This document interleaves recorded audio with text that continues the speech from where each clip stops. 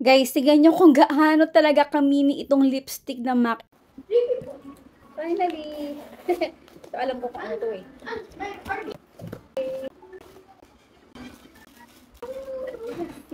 Yes.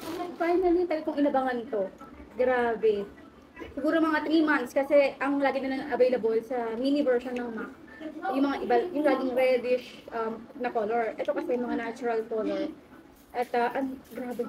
Right after ko makita, every 3 days, chinecheck ko talaga. Ito, 3 days, wala. Pero kagabi, nag-check out talaga ako, agad-agad. 617. Check natin. Ay, ang cute. Ang liit. Ang cute. Super cute. Ang liit-liit.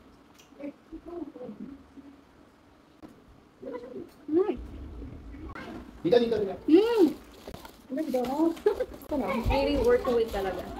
4:45 PM. Kakainom ko lang ng hot choco, 8:05 PM na. Tignan nyo yung lipstick ko. Meron pa rin talaga. O, diba? Mini, pero napakatagal. Small but very powerful talaga. Siyempre, kung gusto niya magkaroon ng cute na lipstick na katulad nito, wala na patumpik-tumpik pa, ilalagay ko na yung link sa ating comment box section o sa ating yellow basket.